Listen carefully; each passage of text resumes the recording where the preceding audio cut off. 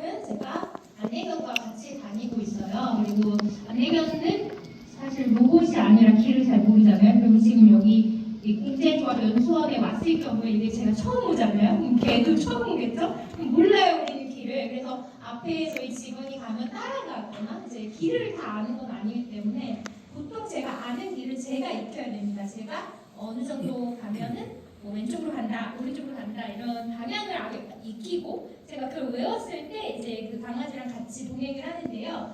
그 강아지 하는 역할은 저한테 길을 알려주는 게 아니라 안전하게 걸을 수 있도록 이런 뭐 예를 들어 계단 앞에서 서거나 그리고 또 장애물이 있으면 돌아갑니다. 이런 역할을 하죠. 그래서 이제 함께 하고 있어요. 그러다 보니까 다양한 또 이동의 그런 뭐 어려운 경계에 서 있었죠. 제가 강아지 안내견하고 같이 다니기 전에는 현지방이 보행을 했었는데 아무래도 시각이 없는 상태에서 보행을 하다 보면은 어려움들이 있습니다. 없진 않죠. 그런 것도 있지만 또 저한테 또 경계에 있었던 건 뭐냐면 정보의 경계입니다.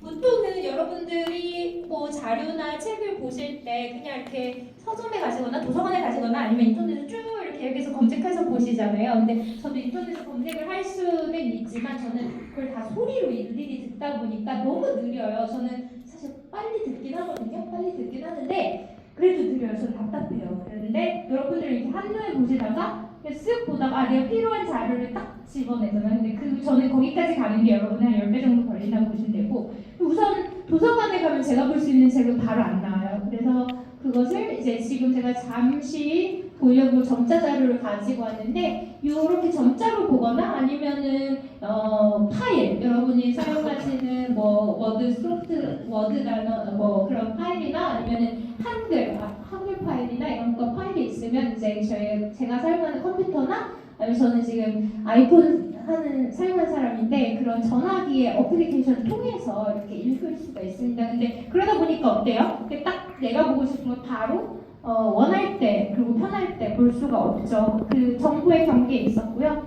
또 선택의 경계까지도 있었습니다. 그러니까 이렇게 다양한 이제 제약이 있다 보니까 선택권이 없겠죠. 별로 많지 않다 보니까 그런 또 어떤 공간에서는 또 활용받지 못하는 경우도 있습니다. 뭐 가끔 뉴스나 뭐 또 어떤 매체를 통해서 보시겠지만 안내견이나 이렇게 같이 가게 되면은 운전받기 당하는 경우가 굉장히 많습니다. 지금 제가 그것 때문에 법도 바꾸고 했는데 사실 여러분 그 아직 법보다 뭐가 문제죠?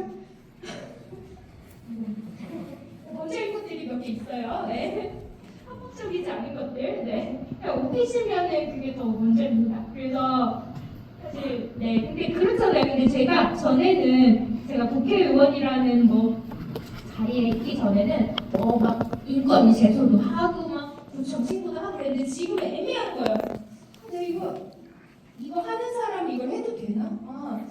굉장히 되게 뭔가 부당하다고 생각하고 잘못된 권력을 휘둘라고 왜 하지는 않으실까 이런 생각까지 드니까 또 더 못하게 되는 그런 또 폐해도 있더라고요. 그래서 그런 것도 있었고요. 또 어떤 공간에서는 아예 설계 단계에서부터 예외로 취급되어지는 경우도 있었죠.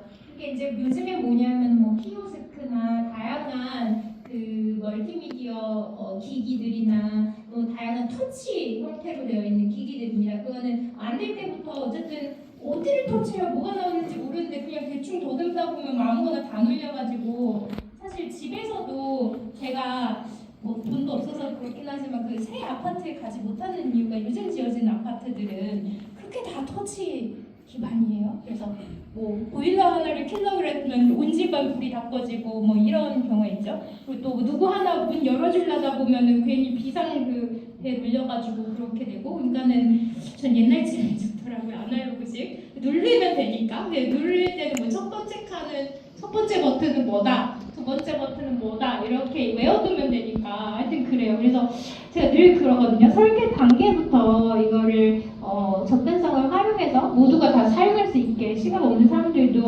터치했을 때 예를 들어 그러니까 다 모두에게 적용되는 게 아니라 설정을 키웠을 때 지금 제가 사용하는 아이폰처럼 소리가 난다고 던가 바로 터치했을 때 뭔가 실행이 되는 게 아니라 한번 확인하고 여기가 맞다 싶었을 때 다시 한번 터치를 하면 실행이 된다거나 이런 기능이 있으면 안 될까라는 얘기를 제안을 많이 하지만 전 기술면으로는 될 것 같은데 이제 아무래도 다양한 손이 들어가겠고 처음에 사실 그거를 염두에 두고 개발하는 개발자는 아마 없는 것 같아요. 그래서 이런 방안들을 저는 지금 모색하느라 이제 굉장히 바쁩니다.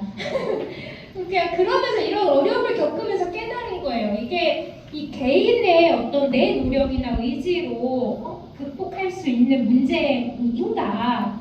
그건 아닌 것 같고 시스템이 만들어낸 구조적인 문제라는 것을 깨달았고요. 그래서 누군가에게는 단순한 뭐 불편일지 모르겠지만 누군가에게는 어떻게 보면은 사실 제가 지금 집 얘기도 했고 그랬잖아요. 먹고 사는 일이더라고요. 그러니까 생존에 가까운 일에 해당하는 거예요. 그리고 그 일상은 목소리 내어서 말하지 않으면 모르게 되는 거야. 존재하지 않는 문제가 되어버리는 거야. 문제인데 모르는 문제.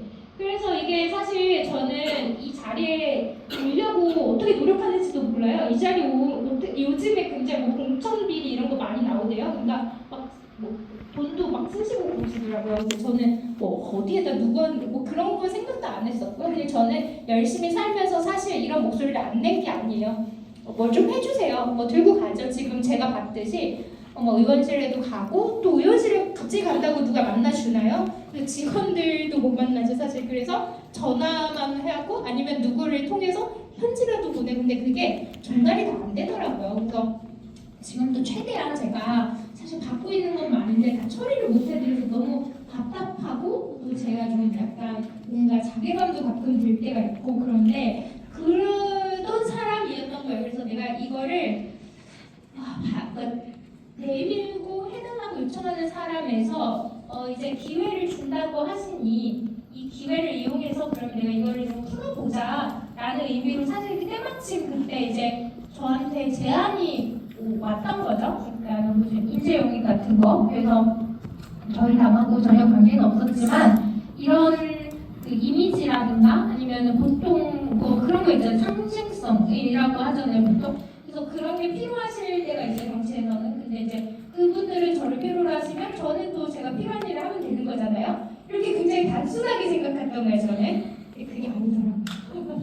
근데 어쨌든 중요한 건 저는 이런 평소에 일상적인 저의 불편함 뿐만 아니라 저의 동료, 선배, 후배들의 불편한 내용들을 늘 들고 정책 제안하고 그랬던 사람으로서 그럼 내가 이거를 조금 더 가까워지니까 풀어보자. 같이 풀면 되겠지라는 마음가짐을 가지고 더 이상 이 경계에 머무는 사람이 아니라 그 경계를 허무는 사람이 되어보자.